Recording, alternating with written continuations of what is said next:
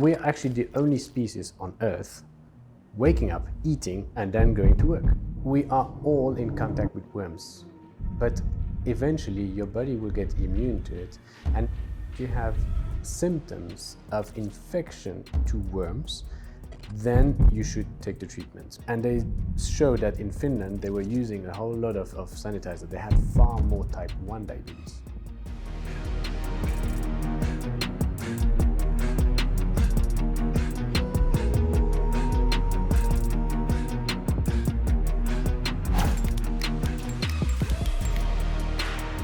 Welcome back, Dr Steciuk.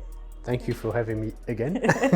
So I thought last time when we ended the podcast, you said, let's try to make it more fun this time. Maybe you won't agree with me. I thought it's quite hard to make medicine fun. So I thought, why not change the format? So I'm going to be asking you in the first part of this episode some what I call rapid fire questions. So these are, in most cases, yes, no, it depends questions. So you give me your first answer and a short explanation of it, up to 1 minute if you need to. I'll try not to ask follow-up questions, but I might need to depending on your answer. Is that okay? That's perfect. Okay, so let's start. First question, is intermittent fasting good for diabetics?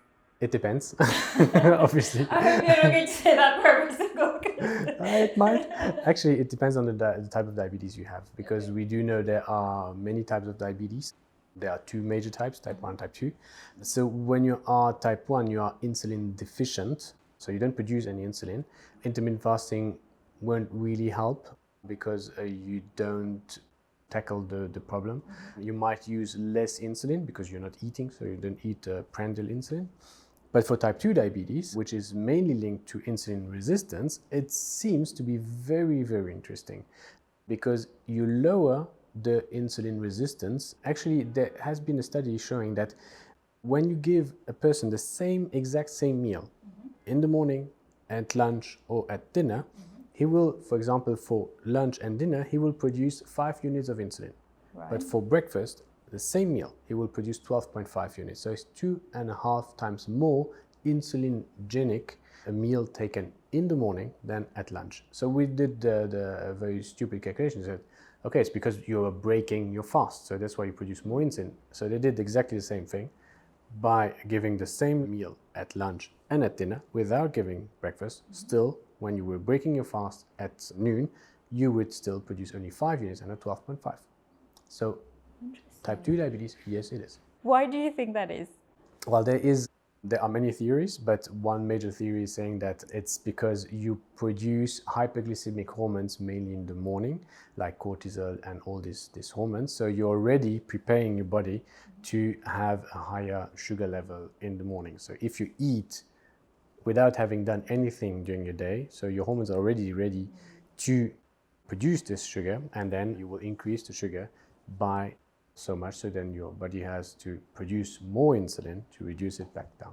And normally would you say basically skip breakfast? That's the easiest way of We've been told for many years that the most important meal of the day is breakfast, but it's the most dangerous meal of the day because we know that the breakfast is, if you eat a lot of sugar on the breakfast, you will have a higher postprandial sugar level or higher demand on insulin after breakfast than after lunch and after dinner. So we're actually the only species on Earth waking up, eating, and then going to work. Sure. Every other species wakes up, go and hunt or whatever, and then they eat. Okay. I'll move on to the second one, otherwise we'll talk about diabetes for an hour. I could just talk all day long about diabetes. You'll have to come for the full episode. Okay, so second one. For a 40-year-old person, I choose 40 because that's the age group of most people who watch. It's the best age group. Exactly, Let's say it, it's exactly. the best. I always say to my colleagues who are all in their 30s that I feel way better in my 40s than I did in my 30s. I agree. Mainly because I'm not sleep deprived anymore because my kids are older. Kids. For a 40-year-old person, if you had to choose, because of time constraints or other reasons, if you had to choose between cardio and resistance training, which one would you choose and why? Depends. It depends actually what is your aim. So if you want to have a better endurance for walking, running or whatever, I would choose cardio. If you want to have more physical appearance and you want to have bigger muscles, then I would go for resistance training. But wouldn't you, if I can be devil's advocate, wouldn't you say that for the 40-year-old person, as he or she grows older, they are actually losing muscle mass and bone density? So actually resistance training is more important for them. Let me disagree. Okay. Because that's the mainstream theory is as from 40 you lose your explosive muscle cells and you lose your bone density. It is true. Okay. It doesn't mean that we shouldn't be fatalist about it. So you can lose it, but you have to stimulate more. I actually do a very explosive sports now still, and I'm not losing so much on my speed and on my even on sprints, but you have to train them more. Because obviously, naturally, you will lose them because you will become more endurant and less, let's say, explosive. So if you train more the explosivity, as from 40, you can still keep your explosivity. And I see I have the chance to take part in international competitions of masters, and I see people of 80 and above doing pole vault. Wow. And it's explosive as a sport. So, and I see them sprinting. So obviously less quick than when they are 20, but they keep the explosivity. And it's very important, even for your brain aging, to keep something that is quite intense. Obviously, if your heart is fine and your metabolism is fine, but it will actually even help your brain cells. Sorry, I'm still trying to get to the bottom of the answer. I know you said it depends, but if you had to choose between one of them. For myself, I would go to resistance training. Right, okay. I prefer. Okay, fair enough. I hate cardio. But anyway, so the third one, so this is for my spinning teacher who told me that it's very bad for me, and I completely disagree with him. So I said I'll ask Dr. Damien. So I'm asking you now, is creatine taken at a safe dosage every day beneficial for anyone? For anyone? Let's assume the general healthy person. Healthy? Yes. Yes. If it's someone doing sports. If you are not doing sports and having a kidney problem, it's very bad. Assuming you already have a kidney problem. Yeah. But let's say you're not doing sports, you're healthy, and you're taking it because you have heard that it has potential cognitive benefits. I would go what Paracelsus said. Everything is a poison, it just depends on the dose. Sure. So if you don't need it, you are overdosing. So if you need it, fine. But because there's not much need of creatine during a day. If you don't do any sports, it's like 0.5 grams per day or less. But if you do like high intensity sports, you could go up to 3 grams or up to 5 grams. It depends on your metabolism. So if you don't need it, it's useless. Okay, I will feed that back to him. The fourth question, we should, I mean, that's a bit of a myth, but I'll throw it out there anyway. We should all aim to walk 10,000 steps a day. Yes. Okay. Yes, it is a myth, but it is true. It would be good because if we have all smartwatches, so we know how many steps we do a day, and I think mainly people in Mauritius, they do less than 5,000 a day, and that's so if we could all aim for 10,000, there would already be an increase of and a decrease of sedentarity, and that would be already something good. So we should all at least. Yeah. But it doesn't mean that you should do only 10,000. Sure. You can do far more. Yeah. And I guess it's also related to we should all aim to just move more, because I don't think it's necessarily better for someone very close to me, I won't name who it is, just does 45 minutes of intense, not necessarily intense, I would say moderate, it's someone who's above 60, moderate exercise a day and then sits for the rest of the day. And I think that it would be better for someone, maybe I'm wrong, but I think it would be better for someone to walk all day, albeit very slowly, than just focused 45 minutes at the start of the day and then just... No, I agree. Should be actually moving all day long. Yeah, which most of us don't actually, unless you have a manual job. Yeah, like we're sitting now. So. Exactly. They're not as rapid fire as I was planning them, but I like the answers. So, okay. So this one, I honestly don't know what you're going to say to that. So let's see what you say. We should aim to get more vitamin D through natural sunlight rather than through supplementation? I'm sorry. It's a tricky question. It's a very tricky one because actually sunlight will transform the precursor of vitamin D into vitamin D. Because, and it's in your skin. So, and we see that many people are lacking the precursor of vitamin D. So even if they go into sunlight, it doesn't produce as much of vitamin D as it does. So we should aim to have more in our food and in our diet than in sunlight, because we need to be very careful in Mauritius, especially because many people have very light skin, and we have a very high UV concentration in Mauritius, so we are risking skin cancer far more than in Europe. So I would say in Northern Europe, I would say, yeah, go into the sun at least 30 minutes a day. But in Mauritius, you can get burned after 10 minutes. And we have 4 types of skins. It's what we call the Fitzpatrick. Let's say Fitzpatrick 1 is people like being ginger. Those have very, very light skin. As soon as they go into the sun, they get very red. Like 2, that would be like me, Caucasian. 3, that would be like Métis. And 4 would be Sub-Saharan African. So, and only Fitzpatrick 4 is ish protected from the sun. Right. All the rest are not. And we have many, many people in Mauritius, they think because they have slightly darker skin color, they are protected, they don't put sunscreen, but it's very bad. I've read or heard somewhere that actually the sun rays in the southern hemisphere are more harmful. Yeah. The UV rays are more harmful than exactly. in the northern hemisphere. Okay.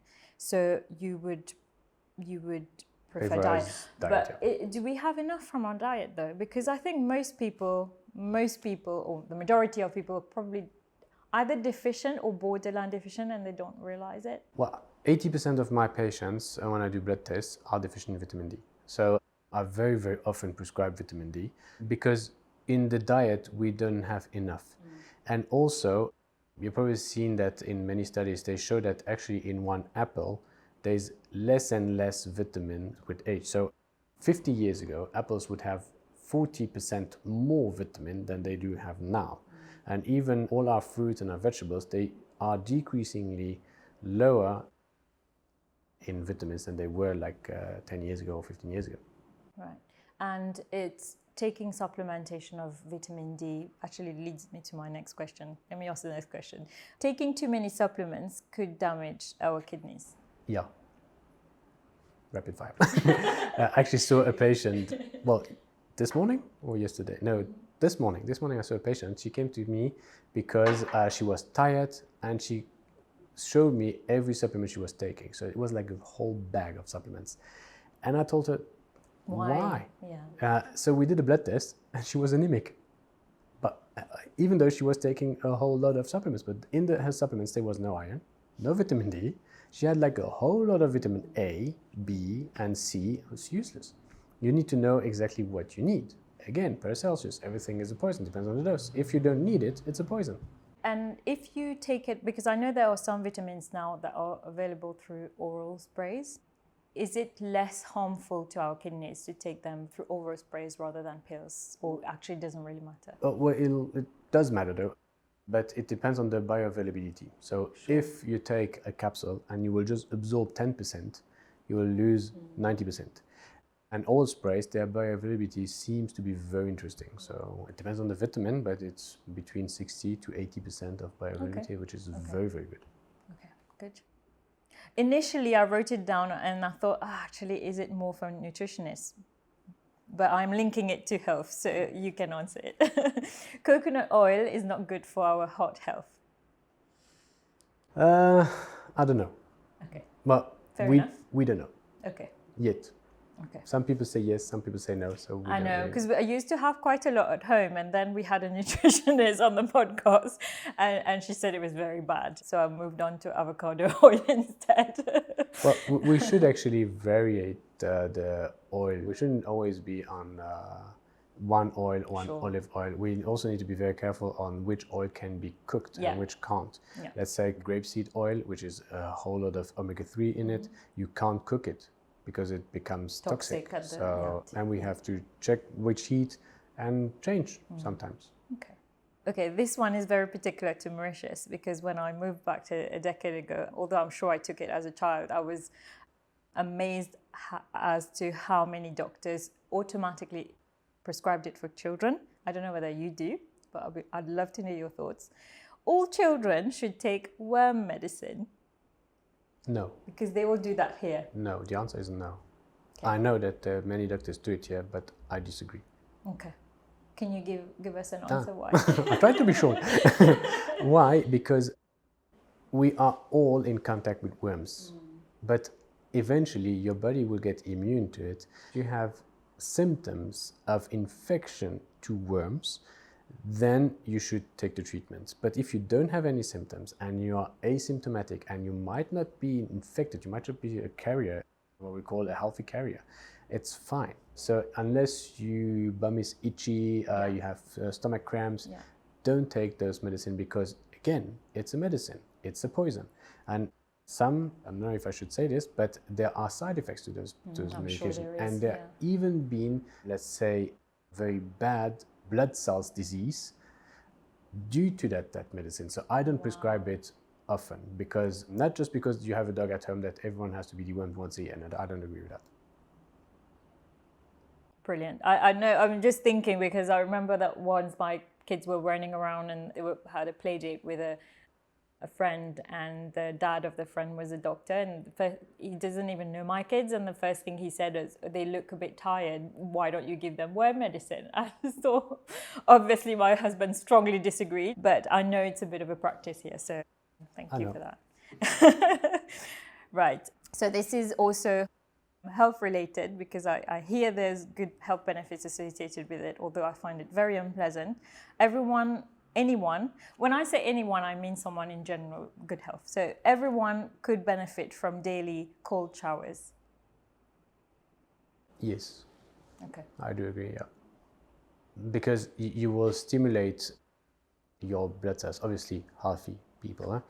Even ice bath could be very interesting. I don't know if you've already experienced an ice bath. I've tried, and they have it in the north in Fallback. I've tried cryotherapy. The full body cryotherapy. Yeah. Very interesting also. I do ice bath because I have the chance to train at Côte d'Or, and they have an ice bath. Do they? Yeah, but it's like 5 degrees Celsius water, and you have to stick there 8 minutes. 8 minutes? It's the first 2 minutes are painful, really painful, but after 2 minutes, you feel really, really comfortable. I really like it.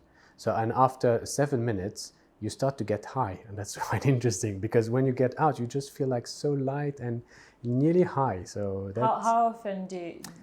Only when I am going towards competition, so then I have to recover quicker for my training. Otherwise, if I'm in, let's say, in an anabolic period where I have to gain weight, gain muscle, I don't do it. But for recovery, it's amazing. Okay. And you feel so well after. So for someone who, say, doesn't have access to like an ice bath and could do daily cold showers, would you say the main benefit is recovery? What about someone who doesn't work out? Is there any health benefits for someone who, just for general? For general health, yeah, it does. I don't know if you know the guy called Wim Hof. Yes, I do his breathing. And many studies, we still don't understand fully why and how, but many studies show that it's working. So, and he's never sick. Even the people he was training in his camps, they were fitter after. So it does work. Why? To the extent, I don't know why, but it does. Yeah, okay, good. So, fresh fruit juice is healthy? No, too much sugar. I would say fruit is healthy. Fruit juice is not, because to have like a whole glass of fruit juice, you need at least 3 oranges, at least. Would you eat 3 oranges? Of course not. Yeah. Of course not, it's too much sugar. So eat an orange, have a glass of water, perfect. And you're actually losing, unless you keep the pulp, you're losing the fiber, aren't you? Yeah, and many vitamins. Okay. So no. I don't know why I wrote this question, it's a bit random, but so we should all wear flight socks when traveling to minimize the risk of DVT? Yes, if the flight is more than 6 hours long. Okay, so anyone, even someone who's generally, do you wear? Yeah, every time. You? Yeah. Every time I take a flight that's more than 6 hours, even if it's less than 6 hours, I like to wear them because I unfortunately have varicose veins. So it's my legs feel heavy, and when I wear them, I feel my legs are much lighter. Right. This one is very close to my heart because I've given up. I don't know why I decided to give up alcohol for Lent this year, and it's been 35 days without a drink.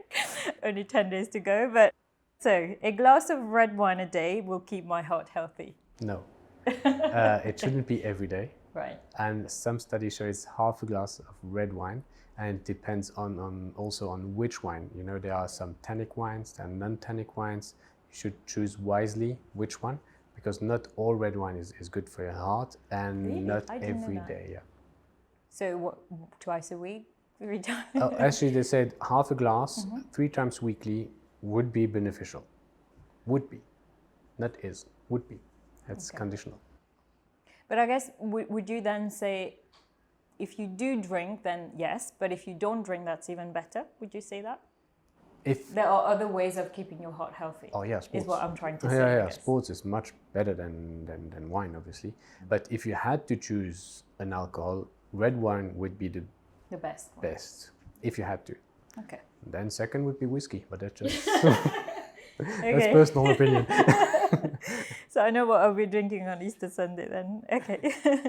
Right. So sorry, my questions are very random. As you can see, there's no common theme. There is a link between C-sections and childhood obesity. Yes. Okay. Yes. Why? Mainly it's because when the baby goes through the natural tract, through the vagina and all this, he will absorb a whole load of bacteria. So you do know that your gut is not completely sterile when you are born. Even in utero, it's not completely sterile. So there are already bacteria in the gut. Wow. Yeah, that's something quite recent though. And when the baby comes out naturally, he will have a much better biome than a baby that had to cesarean. So there is that theory, and there's another theory. He didn't get all the hormones that the uterus and the brain produces while the uterus is contracting, because you're doing the cesarean before or during the contractions, not after, because the uterus is not completely contracted while you do the cesarean. Fascinating. Okay. This one is slightly controversial, but it amuses me when I see people doing this, so that's why I'm asking you this. So in a post-COVID world, we are doing more harm than good to our immune system by wearing face masks. Yes. Okay. Could you explain why? So that hopefully the people who do it stop. Well, very stupid question of me. Do you know how often I fall sick a year? Maybe once. No. Not even. No. Okay. Even when the kids are sick? Or maybe your kids don't get sick? Because I'm always in contact with viruses. I'm always in contact with sick people. So my immune system is really, really used to work and fight. And I would go even further. We didn't help people by always using the hydroalcoholic gels. There has been a study showing that since Finland uses this sanitizer, and you know that Finland and Russian, they are genetically very close. It's same people actually. So sorry for the Russian, sorry for the Finnish, but you're the same guys. Yeah. And they showed that in Finland they were using a whole lot of sanitizer. They had far more type 1 diabetes than Russian. So type 1? Yes, because we are now going more into depth of why type 1 diabetes is developing. It is an autoimmune disease, but it's actually linked to an immune insult due to some viruses that you caught while you were a baby or a child. That's even like a German team working on it, and they might cure type 1 diabetes because they will know why we have it. So they might get the Nobel Prize eventually. Because most people develop it in childhood. Yes, because your immune system will start to develop autoimmune antibodies, where your antibodies will attack your pancreas and you will lose your beta cells. So why do they produce them? We think, because it's still a theory, that it's linked to some viruses that you caught while being early childhood or childhood, and they develop into autoimmune antibodies. So by being too clean is not good at all for our immune system. Even some kids or some theories say that you shouldn't ask your kids to wash their hands before lunch, because that's how actually they get all these bacteria and so on. I'll still tell them to wash their hands, but but I let them, let's say, play in the mud, and I'm not like a cleanliness freak. So if they're a bit dirty, it's fine. And what about when because our kids do that and drives us mad, like they're always putting their fingers in their mouth and stuff, and so you're gonna get ulcers and It's okay. They'll survive. If they put it in their nose, it's still okay, but if they do nose and then mouth, man, that's can be gross. Okay. I'll show them this clip. Sorry. Yeah, they are quite disgusting. Told you it could be fun. You're right. I'll hesitate to move on to the serious topics after this. I think we should always do this rapid fire part.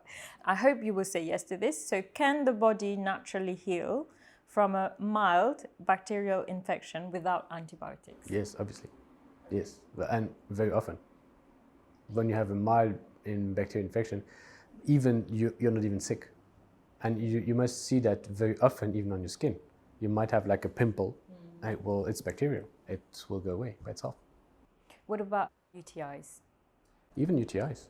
If it's a mild one, you can go away.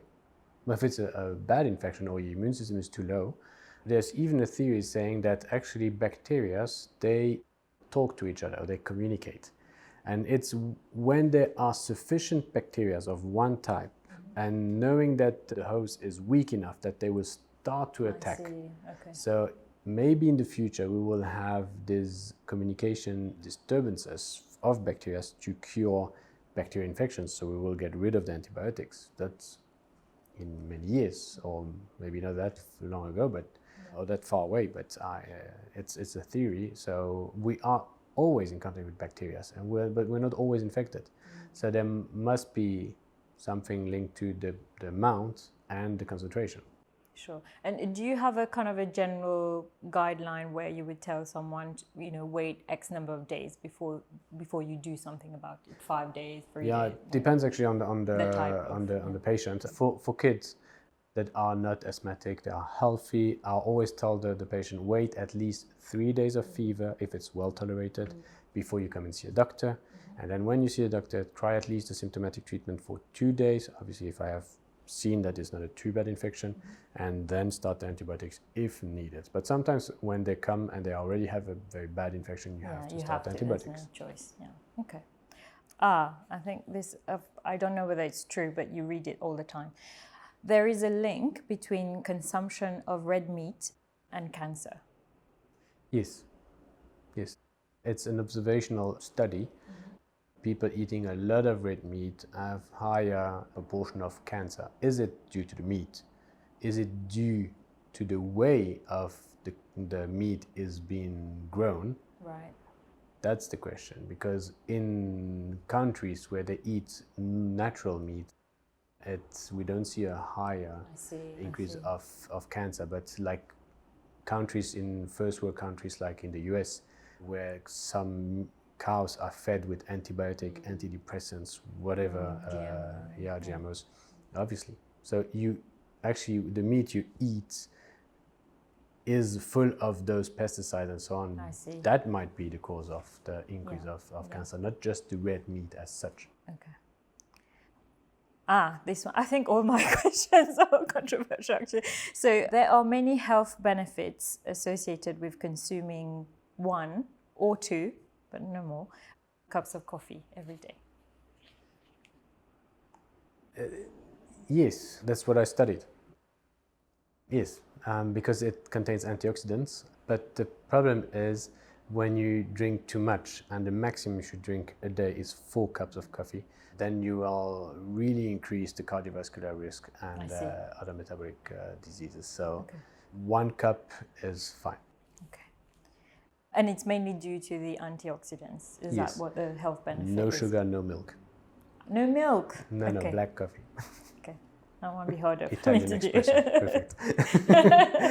I try to have 1 cup of coffee every morning, but I find it very hard without any milk at all. I find it very hard to have only 1 cup of coffee in the morning, but it's okay. I try to drink tea after, but yeah, or I have decaf, although someone said to me that decaf is really bad. I don't know why. Really good. Okay, so I need to eat more than the recommended daily amount of protein to maintain my muscle mass as I age. So let's say the recommended daily allowance is 0.6 grams per kilo of weight.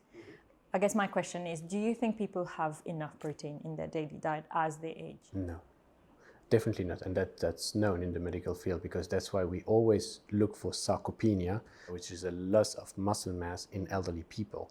And we have to fight with elderly people because they don't like to eat proteins, they don't like to eat meat. Because they have to chew. And, exactly. Yeah. So we have to always tell them, eat your meat, or even if you lack meat, you can have these protein powders that we prescribe, because they often lack protein. But they are very careful about proteins, because they know if they have too much, it will go into the kidneys and they can have kidney failure because of the excess of protein. But that's I think it's far more common to have sarcopenia, so a loss of muscle mass, than you have kidney failure because of too much protein. This one directly affects you. So one day AI will replace doctors and surgeons. Yes, and very soon. Including doctors as well? Yes, and I think it's very, very soon. I hope my colleagues will hate me after that, but I think that the 2 first doctors that will disappear are the dermatologists, because now with AI, the imaging is so precise. Yeah, that you can actually take a picture. It's already existing apps where you just take a picture of your skin and it tells you that's cancer, that's non-cancerous, and so on. So the dermatologist will be an over-specialized doctor, actually. So he will just be there to guide you how to treat and not to diagnose. I'm sometimes a bit frustrated with my colleagues, my dermatologist colleagues. I love them. That's no problem with that. But very often it's the specialty where you have the most diagnosed in medicine. You have more than 1,200 diagnosed on the skin. Really? Which is huge. And you always end up with one treatment, which is dermacorticoids. So that is frustrating me. So you've studied so long to just prescribe no, I know I'm joking. Yeah. But that's I think that the first specialty that will suffer from AI will be dermatology. So I think everyone can be ish of a doctor, everyone with AI, but no one will be an expert. So to have a very precise expertise, you will still need the doctor. And the second thing with surgeons, it already exists where you put on glasses with what we call augmented reality, and the glass will tell you this is the nerve, don't cut there, cut there. So everyone would be able to do surgery. And I hope soon that robots will replace surgeon. Why? Because robots do a more accurate and more precise job than humans do. But so less chances of negligence and yes, and exactly. errors. And also because humans get tired. If you do like a 6-hour surgery, show me one human being that can be fully focused for 6 hours. Obviously, standing up as well. Exactly, it's not comfortable in a cold OT. Sorry. There's noise. You can be distracted, and the machine won't be distracted. But do you know which doctor will never disappear? The general practitioner. No. Which doctor will never disappear? I have no idea. I think it's a psychiatrist, because the machine will never be able to be as illogic as a human being can be. And that's the beauty of human beings, because we sometimes are the complete opposite what we should be doing or what we should be saying or should be. That's the psychiatrist will still be able to understand what the patient will tell him or even interpret what he is not saying. So I think psychiatrists have a very, very complicated job to manage, to understand the patient and to listen to what he's saying. So I think the machine won't be able to do that very soon. Yeah, I agree with you, especially as I don't know the exact statistic, but we did a coaching at the office recently where we were told that actually I can't remember the exact figure, but most communication is actually non-verbal. So, you may tell the psychiatrist something, but he's able to observe you in a way and pick up on subtleties that you which might a machine can't. Yeah, which a machine so, can't. Yeah. But I think very soon, I think in the next 10 years, we will already see some medical specialty decreasing or disappearing. To be devil's advocate here, I think, let's say GP, for example. I mean, this is your kind of, you do this day in, day out, but wouldn't you say that a lot of people actually come to see you, yes, to get a medical diagnosis, but they actually like the fact that they get to speak to another human being? Because I know that my in-laws, for example, during COVID, they found extremely frustrating having to deal with a computer. Like, you could do, even online screenings or online appointments, and they found that very disturbing, even for their mental health, because you want to be reassured, you want to have a conversation with a human being, which a machine won't be able to do. Exactly. And some patients, they need to be touched. I remember once I was in Paris at the ER, and I saw this young lady who had a sprained ankle, and it was like huge, was completely blue. So I said, "Oh, you have a sprained ankle." And so I said, "Well, let's do an x-ray." And she said, "Aren't you going to check it?" And I said, "Okay." I can tell. Okay. Pressed on it, so she screamed, said, "Okay, do you agree now that we can do an x-ray?" She said, "Oh, yes." Okay, why not? Yeah. So, but it's important for the patient even to be examined. 80% to 90% of my diagnose, I do them while talking to the patient, not while examining him. So I just confirm my diagnosis with the examination, but the patient needs it, and that's something the machine will never replace. Yeah, I And agree. even when we go at the bank, you can do everything online, but sometimes it's good to have someone you can talk to. Yeah. It's important. Yeah, no, I completely agree with you. And I would argue the same thing for lawyers as well. It's likely that we will see another pandemic in our lifetime. Definitely.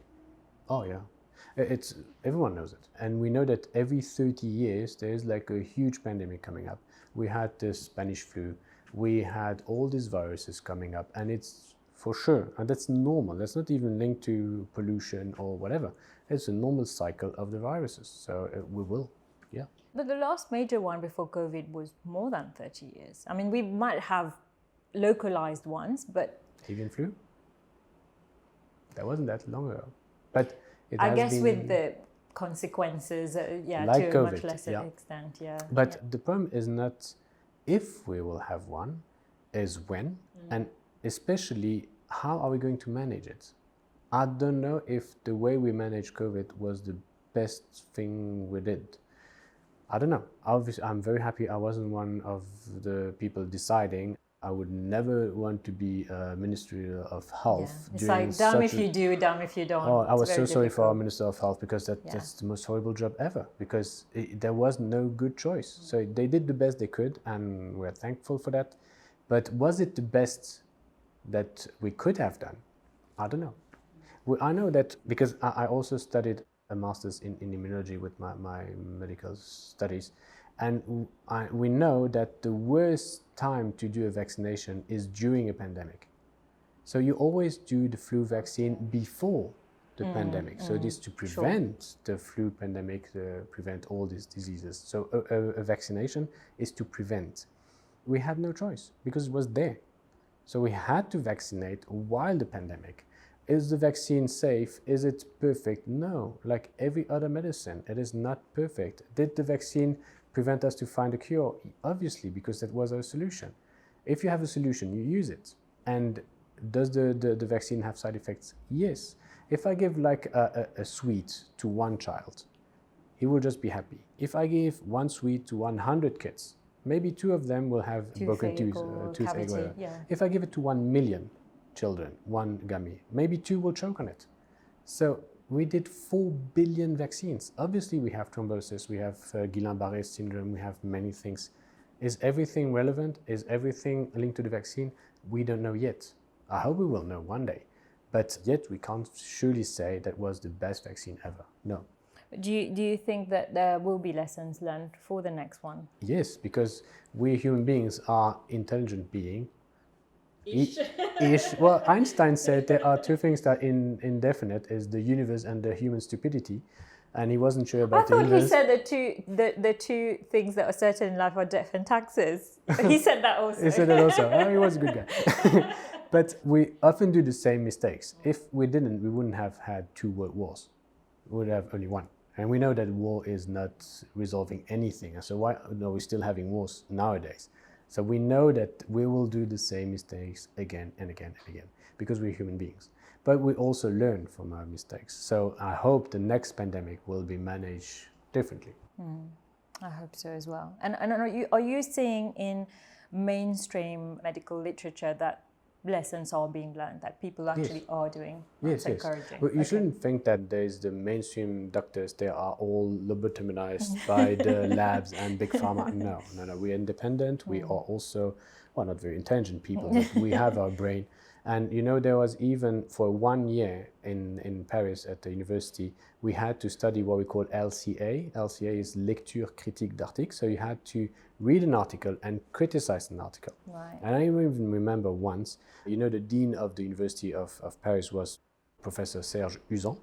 And he came once in the amphitheater and he gave us an article and said, okay, you have 1 hour to read the article, but you need to destroy that article. I want to find at least 10 errors in that article. Oh, wow. So I opened the article and the writer was Professor Serge Uzan, my dean. So I was like, oh, how am I going to criticize his article? And he was thrilled that we just smashed his article. And that's a sort of an official article that's presumably has been peer reviewed and all of that. If you have a perfect article, it's a wrong article.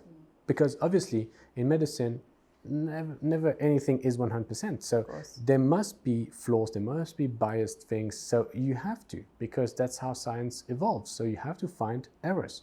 And the error will trigger you to ask a question, and the question will trigger you to evolve in the science. And that's the beauty of it. So medicine, the more you actually evolve in medicine, the more you realize that you didn't know much in the beginning. And then it's amazing. It's one of the rare jobs where it's okay to know that you don't know much.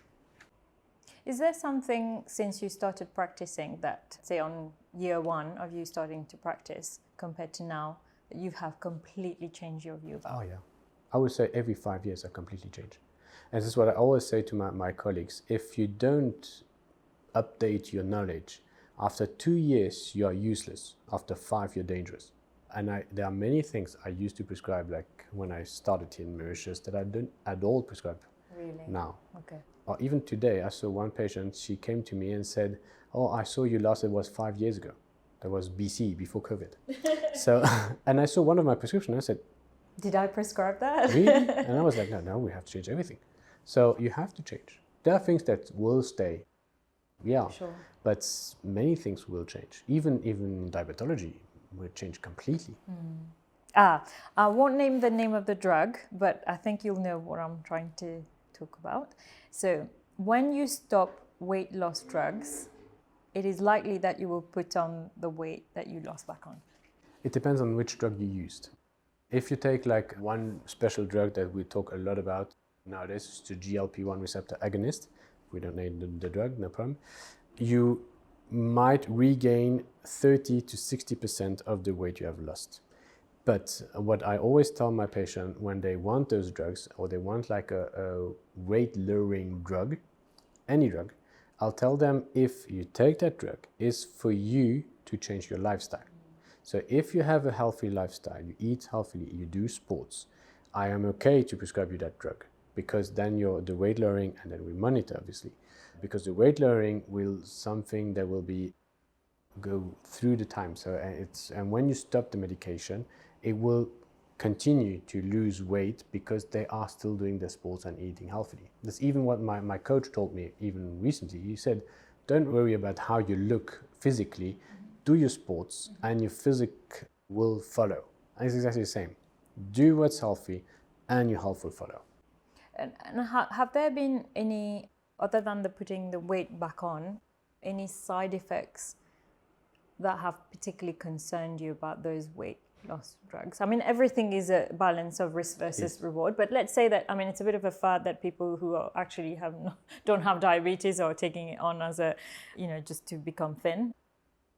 Are there any side effects that you have found or read about that you think is slightly concerning for someone who actually doesn't need it because they don't have a health metabolic illness? If you don't need it, it's dangerous, obviously, but some really want it.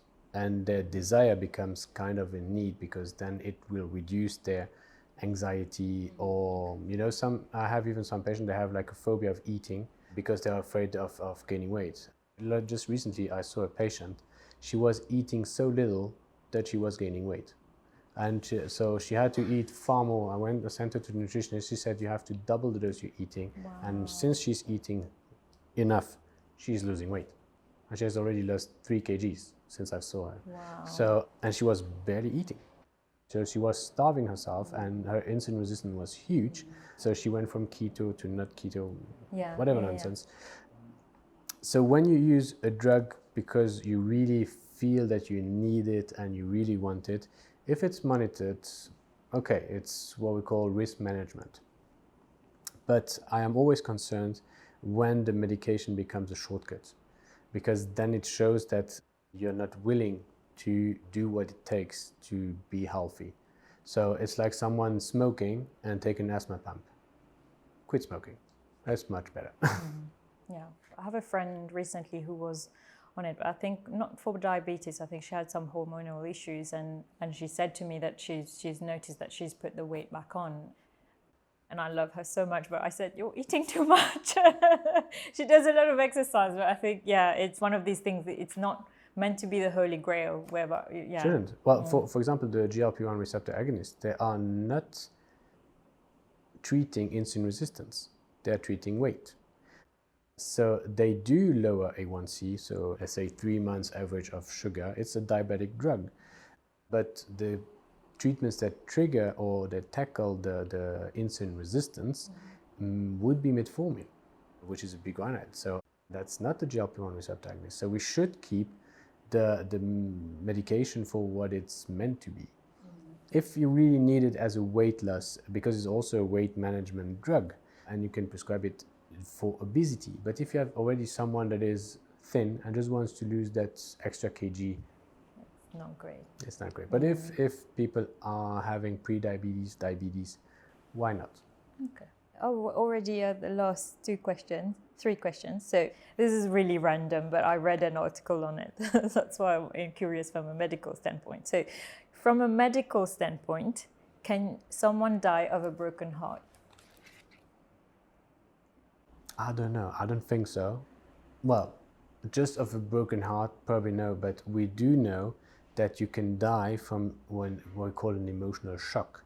It's actually called a takotsubo. Okay. It's probably heard that someone ripped the bracelet of someone, and then she was shocked and she had a heart attack. Oh wow. That's called the takotsubo. It can happen and you can die of it.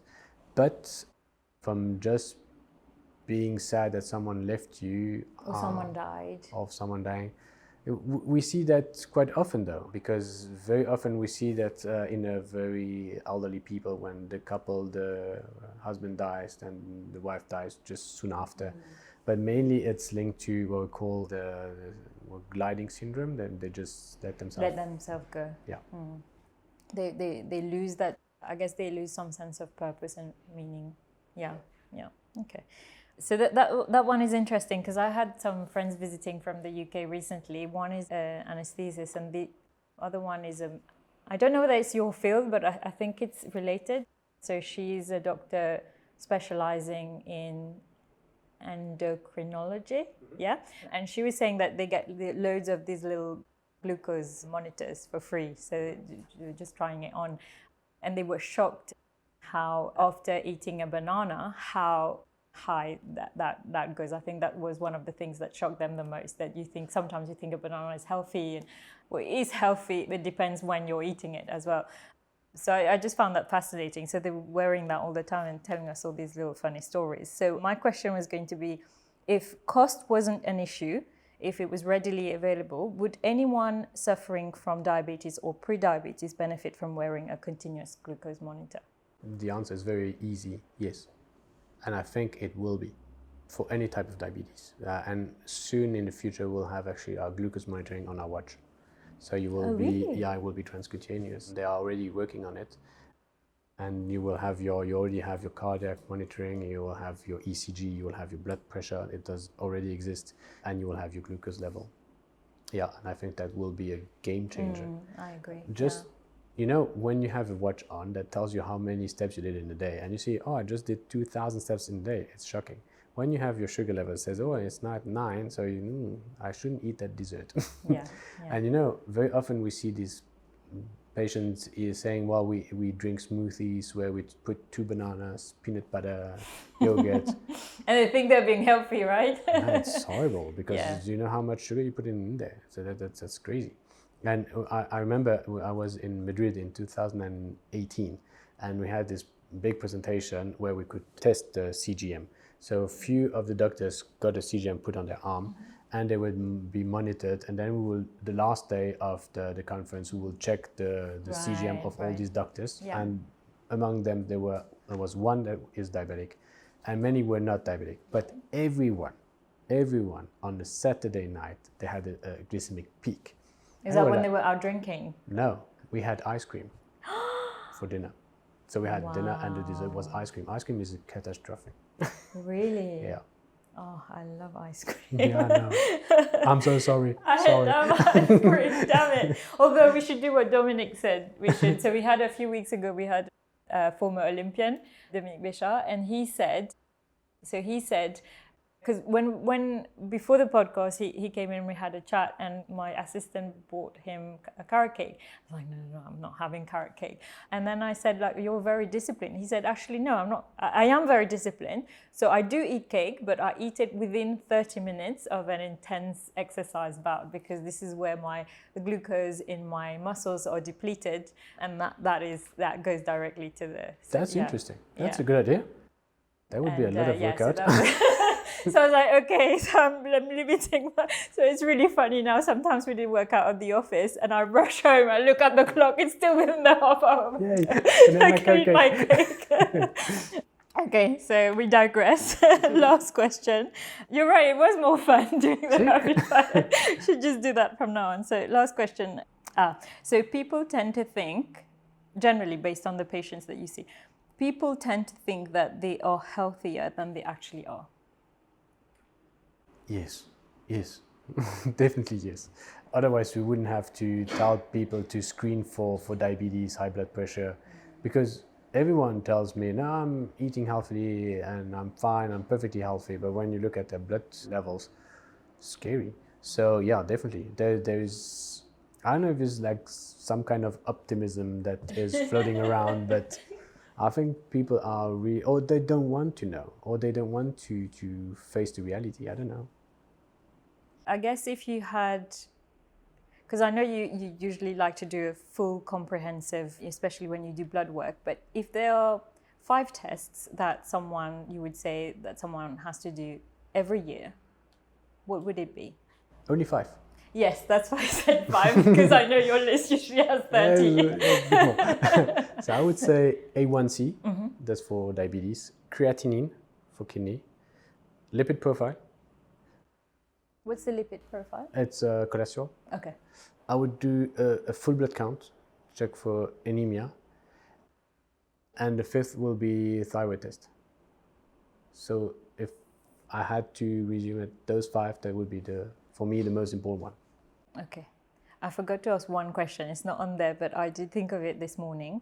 Sorry about that. So is it archaic to now only look at HDL and LDL to predict the risk of heart disease? The answer is no. Because let's put it in a more fun way. We know that it's not the cholesterol that blocks the artery. It's the artery that is blocked by the cholesterol.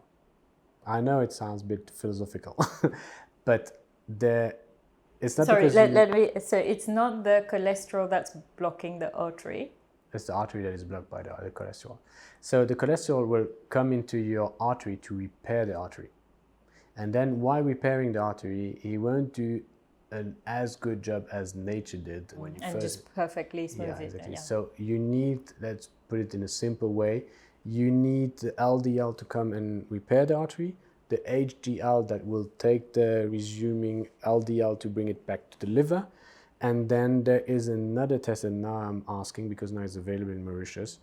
It's what we call apolipoprotein B, because that's lipoprotein that will go into the muscle of the artery, that will change the form and the shape of the artery, and then you will have this bulging of the muscle into the artery, and that will cause to have another lesion of the artery. Then the LDL has to come back, repair it, HDL takes it away, and ApoB and the more and more it's evolving, then you have a completely blocked artery.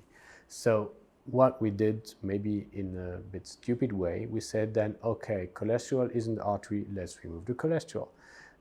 It's working, not that good, but we should think in another way and say, let's avoid for the artery to have a lesion so we don't have to repair it. But that's far more complicated, because then people have to eat healthy, do sports, and sleep at least enough hours during the night. So it's more convenient for the doctor to say, okay, take your statins, be-ish protected, because it's not perfect and it's not 100% the statins, and then lose half an hour with the patient and tell him you need to do so much sports, you need to see a nutritionist, and so on. So definitely LDL, HDL is not enough. We need to assess the full cardiovascular risk and also do the ApoB. It's still a bit expensive, but I think it's very important. It's worth it. And do you see, based on your experience, and on what you've read, do you find the incidence of heart disease higher among men than women, or actually it's much of a muchness? No, it's higher amongst men. Maybe it's your fault. Why? Because we'll get to women's health later. I have a lot of questions. I think it's very unfair how women have to suffer and men have it Definitely. easy.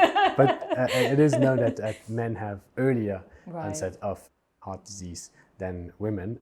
And actually, when we do check for risk factors in heart disease, we ask if there was a man in the family that had a heart problem before 55 and before 65 for women, because that's early onset then. So that presumably then isn't linked necessarily to lifestyle, environmental, etc. It's just because they happen to be men rather than Exactly. Interesting. Is it linked to the estrogens? Yeah. Maybe because they should be protective and vasodilation doing. It's a theory. It's not completely elucidated. Okay, thank you. That's it for the rapid fire. It was a bit longer than expected. So sorry, doctor, we won't have time to go into part 2. I guess you'll have to come back. I'll come back with great pleasure. for part 2, but I hope you'll agree with me that we've tried to make it a bit more fun than just to talk about depressing health topics. Exactly. So I'll come gladly back, and Thank then you. we'll Thank talk you so about much. topic 2, 3, and whatever you want to talk about. Thank you.